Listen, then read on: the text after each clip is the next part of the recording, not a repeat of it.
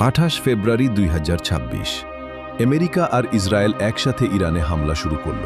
Tehran জ্বলে উঠল। ইরানের সর্বোচ্চ নেতা আয়াতুল্লাহ খামেনি নিহত হলেন। ৪৫ বছরের ইসলামিক প্রজাতন্ত্র এক রাতেই নেতৃত্ব শূন্য। কিন্তু ইরান থামেনি। পাল্টা মিসাইল, ড্রোন, হামলা, যুদ্ধ এখনও চলছে।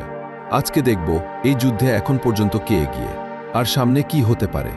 2025 সালের শেষ দিকে ইরানে বিশাল বিক্ষোভ শুরু হয়। 1979 পর সবচেয়ে বড় আন্দোলন। সরকার বিক্ষোভকারীদের উপর গুলি চালালো, হাজার হাজার মানুষ মারা গেল। আমেরিকার প্রেসিডেন্ট ট্রাম্প বললেন, এটা সহ্য করা যাবে না। এরই মধ্যে ওমানের মধ্যস্থতায় পারমাণবিক চুক্তির আলোচনা চলছিল। ঠিক সেই মুহূর্তেই 28 ফেব্রুয়ারি আমেরিকা ও ইসরায়েল একসাথে হামলা করল। আলোচনার মাঝখানে হামলা।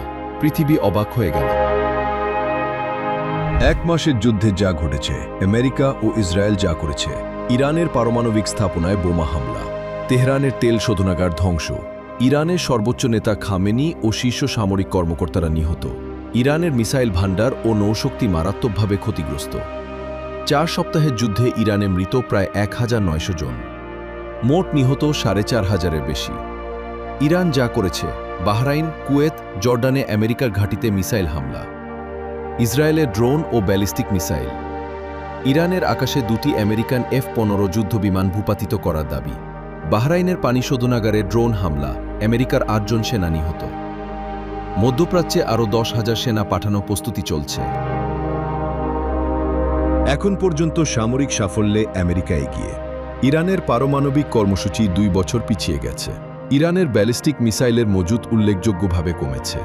নৌশক্তি প্রায় ধ্বংস। শীর্ষ নেতৃত্ব নিহত, কিন্তু ইরান এখনও লড়ছে।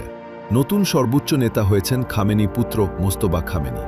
সেনাবাহিনী ঘোষণা করেছে প্রতিরক্ষামূলক অবস্থান থেকে এখন আক্রমণাত্মক কৌশলে যাচ্ছে। ইরানের সামরিক কমান্ডার বলেছেন, শত্রুরা এখনও আমাদের চমকের জন্য অপেক্ষা করুক। আর হরমুজ প্রণালী এখনও খোলা। পৃথিবীর 20% তেল এখান দিয়ে যায়। ইরান চাইলে যে কোনো মুহূর্তে এটা বন্ধ করতে পারে, আর তাহলে বিশ্ব অর্থনীতি ধাক্কা খাবে। 23 মার্চ ট্রাম্প জানালেন, আমেরিকা ও ইরান কিছু বিষয়ে একমত হয়েছে। ইরান নাকি হরমুজ প্রণালী ও তেল নিয়ে ছাড় দিতে রাজি। আমেরিকা ইরানের বিদ্যুৎ কেন্দ্রে 10 দিন হামলা বন্ধ রেখেছে। পাকিস্তানের মধ্যস্থতায় আলোচনা চলছে, কিন্তু বিশেষজ্ঞরা বলছেন এটা শান্তি নয়, এটা দুই পক্ষেরই ক্লান্তি। আলোচনার মাঝেই হামলা শুরু হয়েছিল। এখন কোনো চুক্তির বিশ্বাসযোগ্যতা কতটুকু? যুদ্ধটা শুরু হয়েছিল আলোচনার টেবিলে বসে। শেষ হবে কোথায় কেউ জানে না। আমেরিকা সামরিকভাবে এগিয়ে, কিন্তু ইরান ভেঙে পড়েনি। ইতিহাস বলে যুদ্ধ জেতা সহজ, কিন্তু শান্তি টেকানো অনেক কঠিন। আপনাদের কি মনে হয় এই যুদ্ধের শেষ কোথায়? কমেন্টে জানান। ভিডিও ভালো লাগলে লাইক দিন। গাইড 360 বাংলা সাবস্ক্রাইব করো। পাশেই থাকুন সর্বশেষ আপডেট পেতে।